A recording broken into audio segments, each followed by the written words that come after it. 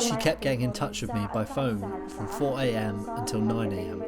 And lastly, she told me that I can't feel anything and I can't do anything. And then she died. I'm Molly Blackall, I's Global Affairs correspondent, here in southern Turkey, close to the border with Syria, to report on the aftermath of the deadly earthquake which struck the two countries a year ago. I travelled to the city of Antakya, which was the worst affected area by last year's earthquakes. Everywhere you look, you can see earthquake damage. Hundreds of thousands of buildings across Turkey and Syria crumbled, including schools, hospitals and homes. Bridges collapsed. Roads and airport tarmacs cracked. This is the remnants of a shopping area in central Antakya, which was one of the cities worst affected by the earthquake. And if you come through, you can see that the skeleton of the building is still standing, but nothing else is.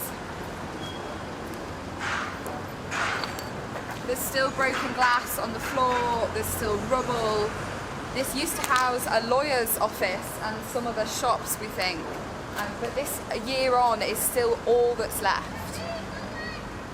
In total, more than 50,000 people died. One of them was Rima, a close friend of 35-year-old Shireen Al-Ibrahim. A year on, she tells me about her harrowing experience that day. Rima's house collapsed, trapping her under the rubble. She repeatedly called Shireen for help, but it came too late.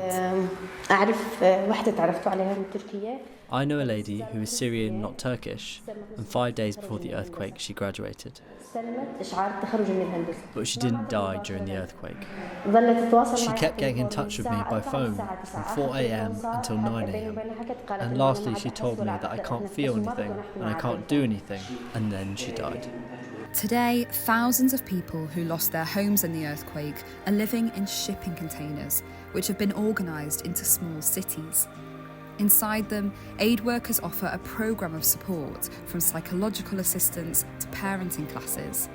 These projects are supported by you, with the British public raising more than 150 million for the earthquake response via the Disasters Emergency Committee.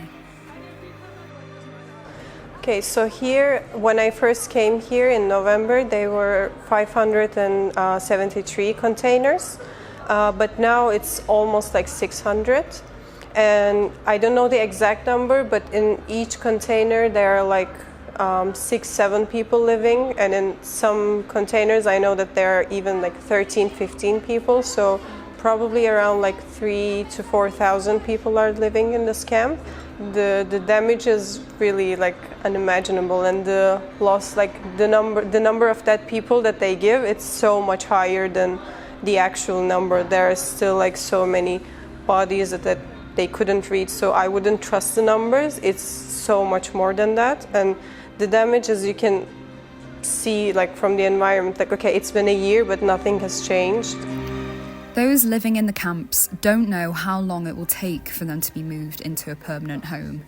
There's some suggestions that they could be staying in the containers for up to 5 years. And while rebuilding efforts are underway, it's clear that the damage here, both physical and psychological, will take many years to recover from.